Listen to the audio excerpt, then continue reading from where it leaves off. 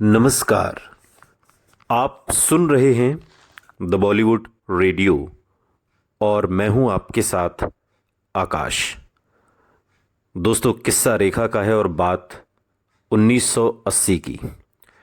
तारीख है 22 जनवरी और मौका है ऋषि कपूर और नीतू सिंह की शादी के रिसेप्शन का। नीतू और रेखा में गहरी दोस्ती थी। राज कपूर के बेटे ऋषि कपूर से उनकी शादी के लिए पूरा आरके स्टूडियो दुल्हन की तरह सजा हुआ था और इस जलसे में फिल्म इंडस्ट्री की नामी गिरामी हस्तियां शामिल थीं।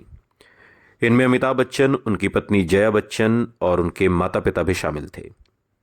पार्टी पूरे शबाब पर थी।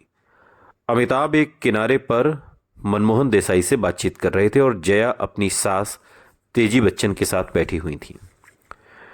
तभी पार्टी में रेखा ने धमाकेदार एंट्री की और अचानक पार्टी में मौजूद हर शख्स की निगाहें रेखा पर टिक गईं। एक शानदार सफेद साड़ी पहने हुए रेखा दाखिल हुई। उन्होंने माथे पर एक चमकदार लाल रंग की बिंदी लगाई हुई थी, लेकिन जैसे इतना ही काफी नहीं था। किसी शादीशुदा औरत की तरह उनकी मांग में सिंदूर चमक रहा था। कैमरे रेखा की तरफ मुड़ गए और उनकी फ्लैशलाइट रेखा के इस हैरतअंगेज अवतार को कैद करने के लिए जगमगाने लगी। पूरी पार्टी में हर तरफ फुसफुसाहट होने लगी। लोग कानाफूसियां करने लगे कि क्या रेखा ने शादी कर ली है। सिनेबिल्ड्स मैगजीन ने उस शाम की महफिल के माहौल का हाल कुछ इस अंदाज में बयां किया था। क्या आप उनकी मांग में भरे हुए सिंदूर को नजरअंदाज कर सकते हैं जो सिर्फ एक शादीशुदा औरतें ही लगाती हैं? यहां तक कि फिल्मी दुनिया की महिलाएं चाहे कितनी भी फैशनेबल क्यों ना हों, लेकिन इस तरह सिंदूर नहीं लगाती। आखिर वो क्या साबित करना चाहती थी?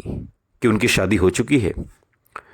इस रिपोर्ट के मुताबिक ऋषि कपूर और नीतू सिंह को बधाइयां देने के बाद रेखा सीधे जाकर आरके स्टूडियो के गार्डन के बीचों बीच जाकर खड़ी हो गई। विवादों से तो वो वैसे भी घबराती नहीं थी, न ही अपने रिश्ते को लेकर सुर्खियां बनाने से उन्हें परहेज था। हर दूसरे पल बस उनकी निगाहें अमिताभ की तरफ मुड़ जाती थीं। और अमिताभ ने किसी चोट की वजह से उस दिन अपने हाथ में बैंडेज बांधी हुई थी। और रेखा का हौसला देखिए कि उन्होंने अपने करीबी दोस्त स्नेहलता पांडे, ये वही डॉक्टर हैं जिन्हें रेखा को एरोबिक्स सिखाने और उनका खान पान दुरुस्त करने का श्रेय दिया जाता है। ये अभिनेता चंकी पांडे की मां भी हैं। तो स्नेहलता पांडे का हाथ थामा और सीधे वहां चली गई जहां पर अमिताभ खड़े थे। जाहिर तौर पर पूरी महफिल में हर निगाह उन पर ही जमी हुई थी। कुछ देर तक तो रेखा ने अमिताभ से बातचीत की। स्टारडस्ट में छपी एक खबर के मुताबिक जया ने काफी देर तक अपने चेहरे पर कोई भाव प्रकट नहीं होने दिया और फिर अचानक से उन्होंने अपना चेहरा झुका लिया और उनकी आंखों से आंसू बहने से वो रोक नहीं पाई। कुछ वक्त के बाद रेखा तो पार्टी से चली गई, लेकिन अपने पीछे छोड़ गई कई ऐसे सवाल जो लंबे वक्त तक लोगों के जहन में घूमते रहे। उस शाम की तस्वीरें आने वाले कई हफ्तों तक फिल्मी मैगजीन्स में छाई रहीं और फिल्म इंडस्ट्री की महफिलों की चर्चा बनी रही। इन वाक्य पर सफाई देते हुए रेखा ने बाद में कहा कि उस शाम वो सीधे एक फिल्मी शूटिंग से पार्टी में शामिल होने आ गई थी। जो सिंदूर और मंगलसूत्र उन्होंने पहना था वो शूटिंग का हिस्सा था और जल्दी में वो उसे उतारना भूल गई थी और उनकी सफाई का भी प्रेस ने काफी सफाई पर भी चुटकी ली। फिर मूवी मैगजीन ने 2 जून 1982 के एडिशन में छपी खबर के मुताबिक राष्ट्रीय फिल्म पुरस्कारों के दौरान जब उन्हें फिल्म उमराव जान, जो साल 1981 में आई, उसके लिए राष्ट्रीय पुरस्कार से नवाजा जा रहा था, तब उस समय देश के राष्ट्रपति नीलम संजीव रेड्डी ने उनसे पूछा था, आप अपनी मांग में सिंदूर क्यों लगाए हुए हैं? एक पल को पूरी महफिल में खामोशी छा गई और हर कोई सोच रहा था कि आखिर रेखा क्या जवाब देंगी। लेकिन रेखा ने अगले ही पल माइक थामा और बोली, जिस शहर से मैं आई हूं वहां सिंदूर लगाना फैशनेबल माना जाता है। यही वो दौर था जब धर्मेंद्र ने अपनी प्रेमिका हेमा मालिनी के साथ लंबे प्रेम संबंध के बाद गुपचुप तरीके से शादी कर ली थी। धर्मेंद्र न केवल पहले से शादीशुदा थे बल्कि अपनी पत्नी प्रकाश कौर से उनके 4 बच्चे भी थे और धर्मेंद्र ने कभी प्रकाश कौर को तलाक नहीं दिया। लेकिन हेमा से शादी करने के लिए दोनों को इस्लाम धर्म कबूल करना पड़ा और इस गुप्त विवाह की खबर फिल्मी पत्रकार एटी जयंती ने स्टार एंड स्टाइल मैगजीन में धमाकेदार तरीके से कवर स्टोरी करके ब्रेक की थी। इसी खबर के बाद स्टारडस्ट मैगजीन में छपा कि धर्मेंद्र की शादी की खबर सुनने के बाद रेखा को भी अपने रिश्ते के मुकम्मल होने की उम्मीद जग गई और उन्होंने अपने करीबी दोस्त स्नेहलता पांडे से कहा भी था कि अब मेरा भी रास्ता निकलेगा, कुछ हल निकलेगा। यह सब हंगामा चलता रहा, लेकिन काफी समय बाद दिए एक इंटरव्यू में जया बच्चन ने तो अपने पति के किसी अफेयर में शामिल होने को सिरे से ही नकार दिया। उन्होंने कहा कि कहने दीजिए, दुनिया को जो कहना है।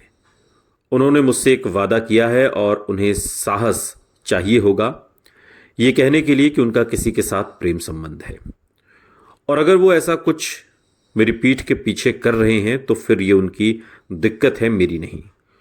उन्हें अपनी आत्मा पर इसके बोझ के साथ ही जीना पड़ेगा।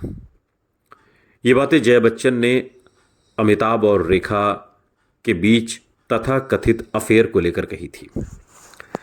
अपने दाम्पत्य जीवन में आई दरार के बारे में पूछे गए सवाल के जवाब में अमिताभ ने रेखा का नाम लिए बगैर कहा, हमारे जीवन में कभी तलाक की नौबत नहीं आएगी। मैं तलाक में विश्वास नहीं रखता क्योंकि मेरे अंदर भारतीय मूल्य हैं। जया को अपनी पत्नी के तौर पर चुनने का मेरा फैसला बिल्कुल सही फैसला है। यह पहली बार था जब अमिताभ ने सार्वजनिक तौर पर इस बात का इशारा किया था कि बच्चन परिवार में शायद सब कुछ ठीक ठाक नहीं चल रहा। लेकिन रेखा को प्रेस के लिए मसाला मुहैया कराने से कोई गुरेज नहीं था। स्टारडस्ट मैगजीन को दिए एक इंटरव्यू में उन्होंने एक सनसनीखेज दावा कर दिया। रेखा ने बयान दिया कि जया बच्चन ने एक दिन उन्हें अपने घर बुलाया था।